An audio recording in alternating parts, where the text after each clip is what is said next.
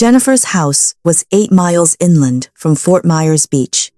8 miles. Not on the water, not on the coast. 8 miles inland. Hurricane Ian put 4 feet of water in her living room. She lost everything. Her furniture, her photos, her kids' baby clothes she'd been saving. Her car was totaled, floating in the driveway. Insurance covered maybe 40% of the damage. And here's the part that destroyed her. Her house wasn't in a flood zone. She didn't have flood insurance because FEMA's maps said she didn't need it. The maps were wrong. And she's not alone. I interviewed 23 Hurricane Ian survivors over the last year. People who lost their homes, their savings, their sense of security. And they all told me the same thing. The flood maps are lies. The real estate agents didn't tell the truth. And there are entire neighborhoods in Florida that should be condemned, but instead, they're being rebuilt and sold to unsuspecting buyers right now. I'm going to tell you exactly which neighborhoods to avoid. The specific streets, the specific areas, the specific warning signs. Because if you're thinking about buying property in Southwest Florida, you need to hear these stories. Let's start with the worst one. Fort Myers Beach Barrier Islands. I know, this seems obvious. It's right on the water. Of course it flooded. But here's what you don't know. Fort Myers Beach was destroyed, not damaged, destroyed. I'm talking about houses that were ripped off their foundations and deposited 3 blocks away. I'm talking about entire streets where nothing is left but concrete slabs. And you know what's happening now? They're rebuilding. Same locations, same flood zones, and selling them for $800,000, $1.2 million, $2 million. I talked to a guy named Robert. He owned a house on Estero Boulevard. Bought it in 2018 for $650,000. Beautiful place, right on the beach. Hurricane Ian turned it into scattered debris. The house is gone. The foundation is cracked. The lot is a disaster. His insurance paid out $480,000. Sounds okay, until you realize he owed $520,000 on his mortgage. So he lost $40,000 plus all his belongings. And the lot? It's worth maybe $200,000 now? Because everyone knows what happened there. But here's the insane part. Developers are buying these lots. They're building new houses, elevated 15 feet on stilts, hurricane-resistant construction, and they're selling them as safe. They're not safe. The next category 4 or 5 will do the exact same thing. Elevation helps with flooding. It doesn't help when the storm surge is 15 feet and the waves are 20 feet and your house gets hit by another house floating by. Fort Myers Beach is a disaster waiting to happen again, and people are still buying there. Don't be one of them. Now let me talk about the neighborhoods that nobody warned you about. The ones inland. The ones that should have been safe. Iona and McGregor area south of the Caloosahatchee River. This is inland. This is suburban Fort Myers. Nice houses. Good schools. Normal neighborhoods. Hurricane Ian put 3 to 6 feet of water in hundreds of homes here. Why? Because of the way the storm surge moved. The water came up the Caloosahatchee River and the tidal creeks and basically turned entire neighborhoods into lakes. Jennifer, the woman I mentioned at the beginning, lived in Iona. Her house was built in 2006, new construction. She bought it in 2019 for $340,000. She checked the flood maps before buying. Zone X. Minimal flood risk. No flood insurance required. Hurricane Ian put 4 feet of water in her house. FEMA's damage estimate, $180,000. Her homeowner's insurance covered $95,000 because flood damage isn't covered by homeowner's insurance. She had to take out a $120,000 personal loan at 11% interest to repair her house. She's now $120,000 in debt. Her house is worth less than before because everyone knows it flooded, and she's paying $1,400 a month on a loan for a house she's terrified to live in. And FEMA still hasn't updated the flood maps. Her house is still listed as minimal flood risk. That's a lie. And everyone in that neighborhood knows it now. Here's what the survivors told me. Any house south of the Caloosahatchee River between McGregor Boulevard and Summerlin Road is at extreme risk. The maps don't show it. The sellers won't tell you. But the water came, and it will come again. Don't buy there. Let me tell you about another area that shocked everyone. North Fort Myers. This is miles from the coast, north of the river. Established neighborhoods. People thought they were safe. Hurricane Ian flooded huge sections of North Fort Myers, Orange River Boulevard, Bayshore Road, Hancock Bridge Parkway, all flooded. The storm surge came up the Orange River. The Caloosahatchee River overflowed its banks. And suddenly, neighborhoods that had never flooded in 50 years had 2 to 4 feet of water. I talked to a woman named Sandra. She's lived in North Fort Myers since 1987, 35 years. Never flooded, not once. Hurricane Ian put 3 feet in her house. She's 68 years old. On Social Security, she had homeowners insurance but no flood insurance because her house had never flooded and wasn't in a flood zone. Total loss, $140,000. Insurance payout, $0 for flood damage. FEMA gave her $38,000 in disaster assistance. That's it. She lost $102,000. She can't afford to repair the house. She's living with her daughter in Tampa. The house is sitting there, molding, deteriorating. She's trying to sell it as is, listed for $120,000. No offers, because everyone knows it flooded, and they're scared it will flood again. Her advice to me was simple. Don't buy anywhere near the river. Any river. Even if the maps say you're safe. The maps are wrong, and after interviewing 23 people, I believe her. North Fort Myers near the Orange River and Caloosahatchee River is high risk. The maps don't reflect it. But the survivors know. Now let me talk about Cape Coral, because this is where it gets really complicated. Cape Coral is huge. It's one of the largest cities by land area in Florida, and it has over 400 miles of canals. Some parts of Cape Coral were fine during Ian. Other parts were devastated. Here's what the survivors told me.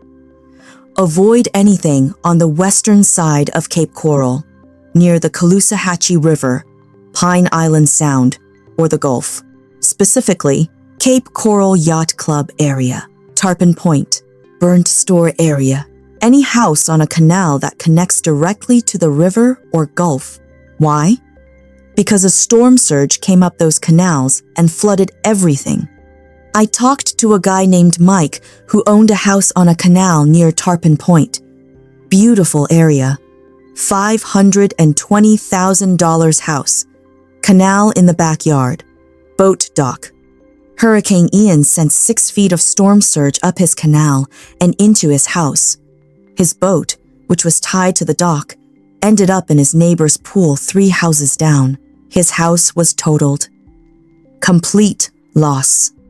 Insurance paid out, but he's done with Cape Coral. He moved to North Carolina. His advice: If your house is on a canal and that canal connects to open water, you're at risk. The storm surge will use those canals like highways to flood inland. People don't understand that. Now, Cape Coral has areas that are safer. Inland Cape Coral, away from the canals, higher elevation areas, those did okay. But if you're looking at waterfront property in Cape Coral, especially on the west side, the survivors are telling you, don't do it. Let me tell you about Sanibel and Captiva, because those stories are heartbreaking. These are barrier islands, beautiful, tourist destinations, wealthy retirees. Hurricane Ian destroyed the Sanibel Causeway, the only road connecting the island to the mainland. It was gone, cut in half. People were trapped. No way off the island, no power, no water, no food delivery, for days. Then there's the actual damage. Houses swept away, businesses destroyed. The Sanibel Pier is gone. I talked to a couple, Tom and Linda, who owned a house on Sanibel. Bought it in 2015 for $890,000, their retirement dream. Hurricane Ian turned it into a pile of rubble.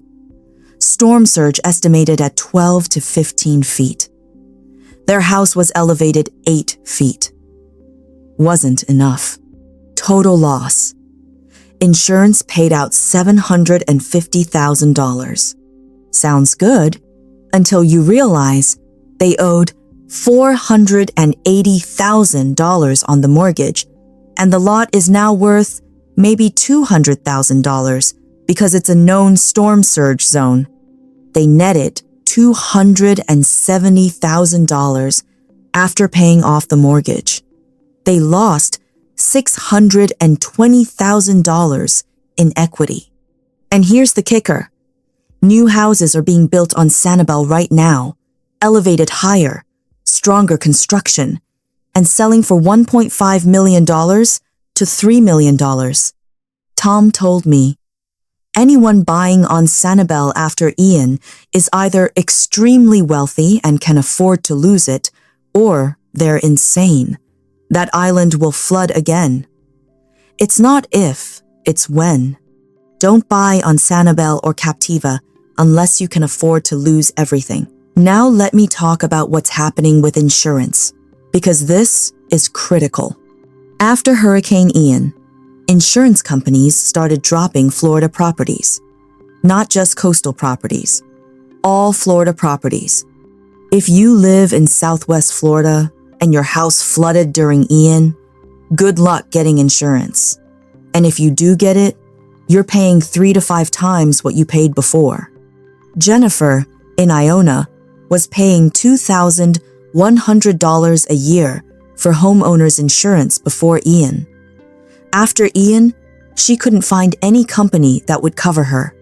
She ended up with Citizens Property Insurance, Florida's insurer of last resort, paying $8,400 a year. Her insurance went up $6,300 annually. That's $525 more per month. Plus, she now has flood insurance, which is another $4,200 a year. So her total insurance costs went from $2,100 to $12,600, an increase of $10,500 annually. On top of the $120,000 loan she took out to repair the house, she's financially destroyed, and she can't sell because nobody wants to buy a house that flooded. This is the reality in Southwest Florida right now, and real estate agents aren't telling buyers this. Let me give you the list of specific neighborhoods the survivors told me to avoid. Fort Myers Beach, entire Barrier Island, don't buy. Estero Island, same. Barrier Island, will flood again. Sanibel and Captiva. Barrier Islands, extremely high risk. Fort Myers, south of Caloosahatchee River. Iona, McGregor, Gateway, San Carlos Park, all flooded. Maps are wrong. North Fort Myers, near rivers.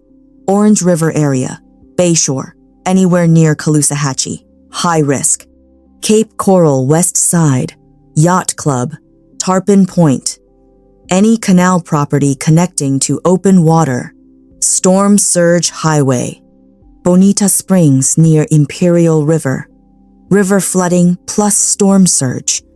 Dangerous combination. Naples Park, low-lying area near Gulf, flooded during Ian despite being inland. Lehigh Acres, low areas, parts flooded due to poor drainage and heavy rain. Punta Gorda Isles, canal community. Storm surge came up canals. Now let me tell you what to look for if you're still considering Southwest Florida. 1. Elevation. Your house needs to be at least 15 feet above sea level, preferably 20 feet. Use USGS elevation tools to check. Don't trust real estate agents. 2. Flood zone. If it's in any flood zone, walk away. Even Zone X properties flooded. Only consider areas well outside all flood zones. 3. Distance from water. At least 10 miles from the coast. At least 2 miles from any river or major canal. Storm surge travels farther than you think. 4. Flood history. Ask neighbors. Check news archives. If it flooded in Ian, it will flood again. 5. Insurance availability. If you can't get regular insurance, that's a red flag. If only Citizens will cover you, that's a bigger red flag. 6. New construction codes. Post-Ian building codes are stricter. If the house was built before 2023, it doesn't meet the new standards. 7. Hurricane shutters and impact windows. Mandatory, no exceptions. But honestly, the survivors I talked to all said the same thing. Just don't buy in Southwest Florida right now. The risk is too high. The insurance is too expensive. The flood maps are unreliable. Let me end with what Jennifer told me, because it stuck with me. I thought I did everything right. I checked the flood maps. I bought inland. I got homeowners insurance. I thought I was safe, and I lost everything. The maps lied. The system failed. And now I'm $120,000 in debt for a house I'm terrified to live in. If I could go back, I would never have bought here. And if someone's thinking about buying in Southwest Florida now, after Ian, after seeing what happened, I'd tell them they're crazy. The next storm is coming. It's not if, it's when. And you're betting your life savings that it won't be as bad. That's a terrible bet. That's the message from 23 Hurricane Ian survivors. The neighborhoods I listed are dangerous. The flood maps are wrong. The insurance is unaffordable. And the next hurricane is coming. You've been warned. Comment below. Do you live in Southwest Florida? Were you affected by Ian? What neighborhoods do you think people should avoid? I want to hear from people who actually experienced this. See you in the next one.